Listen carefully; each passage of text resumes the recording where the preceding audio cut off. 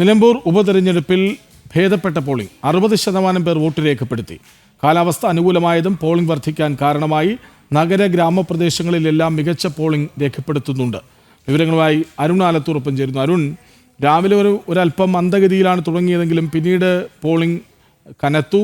ഇപ്പോൾ 60% ഇനിയും 2-2.5 മണിക്കൂർ ബാക്കി നിൽക്കുന്നുണ്ട്. അപ്പോൾ പോളിംഗ് ശതമാനം വല്ലാതെ ഉയരുമെന്നാണോ? ഇപ്പോഴും നീണ്ട നിരയാണോ പോളിംഗ് ബൂത്തുകളിൽ?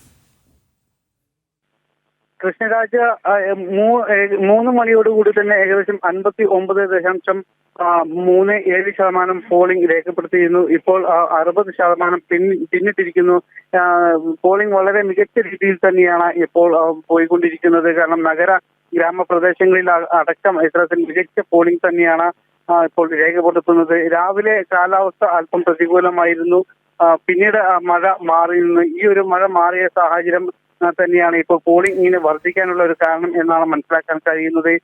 രാവിലെ മാത്രമാണ് അല്പം മഴ ബുദ്ധിമുട്ടുണ്ടാക്കിയത്. രാവിലെ പോളിംഗ് മന്ദഗതിയിലായിരുന്നു. പിന്നീട് മഴ മാറിയതോടെ പക്ഷേ മൂടിക്കെട്ടിയ ഒരു അന്തരീക്ഷം ഉണ്ടായിരുന്നു എങ്കിൽ പോലും മഴ ശക്തമായി എവിടെയും പെയ്തിട്ടില്ല. അതുകൊണ്ട് തന്നെ ഈ സമയമായപ്പോഴേക്കും 60% പോളിംഗ് രേഖപ്പെടുത്തിയിട്ടുണ്ട്. പ്രത്യേകിച്ച് എല്ലാ മേഖലയിലും നഗരപ്രദേശങ്ങളിൽ മാത്രമല്ല ഗ്രാമീണ മേഖലകളിൽ അടക്കം ഇത്തരത്തിൽ കൃത്യമായി തന്നെ പോളിംഗ് രേഖപ്പെടുത്തിയിട്ടുണ്ട്. മികച്ച പോളിംഗ് തന്നെയാണ് ഇതുവരെ രേഖപ്പെടുത്തിയിട്ടുള്ളത്. ഇനിയും ഏകദേശം 2-2.5 മണിക്കൂറോളം സമയം ഇനിയും ഉണ്ട്. അതുകൊണ്ട് തന്നെ മികച്ച ഒരു പോളിംഗ് രേഖപ്പെടുത്തും എന്ന പ്രതീക്ഷയിൽ തന്നെയാണ് പ്രധാനപ്പെട്ട സ്ഥാനാർത്ഥികളും അതോടൊപ്പം തന്നെ മറ്റ് രാഷ്ട്രീയ പാർട്ടി നേതാക്കളും എല്ലാവരും തന്നെ ഇത് തങ്ങൾക്ക് അനുകൂലമാകും എന്ന് ഓരോരുത്തരും പോളിംഗ് വർദ്ധിക്കുകയാണെങ്കിൽ അത് തങ്ങൾക്ക് അനുകൂലമാകും എന്നാണ് ഓരോ പ്രധാനപ്പെട്ട മുന്നണികളും അവകാശപ്പെടുന്നത്. നമ്മൾ LDF സ്ഥാനാർത്ഥിയെയും അതോടൊപ്പം തന്നെ UDF-ന്റെയും NDA-യുടെയും എല്ലാം തന്നെ സ്ഥാനാർത്ഥികളെ നമ്മൾ കണ്ടിരുന്നു. അവരുടെ പ്രതികരണം എല്ലാം തന്നെ എടുത്തിരുന്നു. ഈ സമയങ്ങളിലെല്ലാം തന്നെ അവർ പറഞ്ഞത് മികച്ച പോളിംഗ് നടക്കുന്നുണ്ട്, അത് തങ്ങൾക്ക് അനുകൂലമാകും എന്ന് തന്നെയാണ്. അതായത് എല്ലാവരും പ്രതീക്ഷയിൽ തന്നെയാണ്. ശക്തമായ ഒരു തെരഞ്ഞെടുപ്പ് പ്രചാരണം തന്നെയാണ് ഈ നിലമ്പൂരിൽ ഉടനീളം കഴിഞ്ഞ ദിവസങ്ങളിലെല്ലാം തന്നെ ഉണ്ടായിരുന്നത്. അതിന്റെ ഒരു പ്രതിഫലനം തന്നെയാണ്. ഇപ്പോൾ അരുൺ ആലത്തൂർ കൂടി ഒപ്പം ചേരുന്നുണ്ട്. അരുൺ, ഒരു അനാവശ്യ തെരഞ്ഞെടുപ്പ്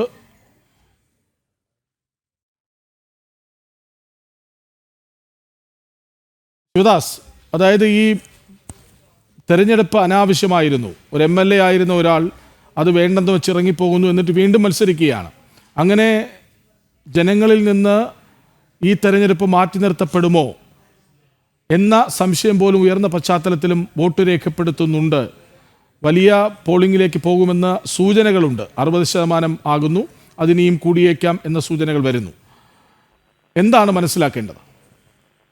കൃഷ്ണരാജ്, ജനങ്ങളുടെ ഒരു പ്രതിഷേധം തന്നെ ആണ് ഇപ്പോൾ ഈ പോളിംഗ് ശതമാനം വർദ്ധിക്കാനുള്ള ഒരു കാരണം എന്നുകൂടി ഒരുപക്ഷെ നമുക്ക് വിലയിരുത്തേണ്ടി വരും. കാരണം നമുക്കറിയാം, കഴിഞ്ഞ ഒരു വർഷത്തിനുള്ളിൽ ഇത് 3-ാം തവണയാണ് ഈ നിലമ്പൂർ നിയമസഭാ മണ്ഡലം പോളിംഗ് ബൂത്തിൽ എത്തുന്നത്. പലപ്പോഴും നിരവധി വിഷയങ്ങൾ ഇവിടെ നിലനിൽക്കുന്നുണ്ട്. ആ വിഷയങ്ങളൊന്നും തന്നെ കൃത്യമായി തെരഞ്ഞെടുപ്പ് പ്രചാരണങ്ങളിലൊന്നും തന്നെ ഉന്നയിക്കപ്പെട്ടിട്ടില്ല. പ്രത്യേകിച്ച് ഇടത് വലത് മുന്നണികളൊന്നും തന്നെ അത്തരം വിഷയങ്ങൾ ഉന്നയിച്ചായിരുന്നില്ല ഒരു പ്രചാരണം അവരുടെ ഭാഗത്തു നിന്നും ഉണ്ടായിരുന്ന ഒരു പ്രചാരണം. ഒരുപക്ഷെ അതിനുള്ള ഒരു മറുപടി നൽകുക എന്നുള്ള ഒരു ലക്ഷ്യം ജനങ്ങൾക്കുണ്ട്. കാരണം പലതും അവർ തിരിച്ചറിയുന്നുണ്ട്. പല കാര്യങ്ങളും കൃത്യമായി ബോധ്യപ്പെട്ടുകൊണ്ടുള്ള ഒരു തിരിച്ചറിവിന്റെ അടിസ്ഥാനത്തിൽ കൂടി ആയിരിക്കും ഒരുപക്ഷെ ഇത്തരത്തിൽ ജനങ്ങൾ പോളിംഗ് ബൂത്തിലേക്ക് എത്തുന്നത്. രാവിലെ മുതൽ തന്നെ പല ഇടങ്ങളിലും വലിയൊരു ക്യൂ നമുക്ക് കാണാൻ കഴിഞ്ഞിരുന്നു. അത് കൃത്യമായി തന്നെ ജനങ്ങൾ കൂടുതലായി പോളിംഗ് രേഖപ്പെടുത്തുന്നതിന് വേണ്ടി പോളിംഗ് ബൂത്തിലേക്ക് എത്തുന്നുണ്ട്. ഇത്തരം മലയോര മേഖലയിലെ പ്രശ്നങ്ങളും അതോടൊപ്പം തന്നെ മറ്റ് അടിസ്ഥാന സൗകര്യം ഇല്ലാത്ത നിരവധി പ്രശ്നങ്ങൾ നിലമ്പൂരിനെ സംബന്ധിച്ച് ഉണ്ട്. അതൊന്നും തന്നെ ഈ തെരഞ്ഞെടുപ്പ് പ്രചാരണ സമയങ്ങളിലൊന്നും തന്നെ കൃത്യമായി ഒരു പ്രചാരണവുമായി ഇടത് വലത് സ്ഥാനാർത്ഥികളൊന്നും തന്നെ ഉന്നയിച്ചിരുന്നില്ല. അതുകൊണ്ട് തന്നെ അതിനുള്ള ഒരു മറുപടി നൽകുക എന്നൊരു ലക്ഷ്യം ഒരുപക്ഷെ ജനങ്ങളുടെ ഭാഗത്തു നിന്നും ഉണ്ടാകും.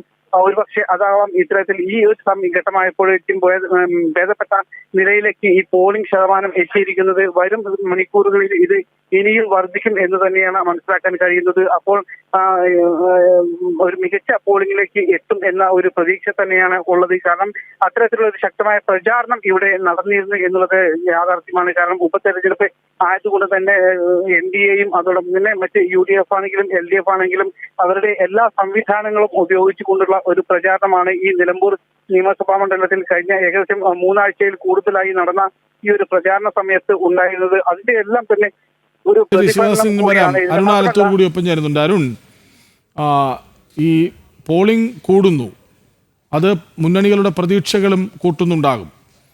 വിവിധ മുന്നണികൾ അവരുടെ നേതൃത്വമൊക്കെ ഇപ്പോൾ പങ്കുവെക്കുന്നത് എന്താണ്?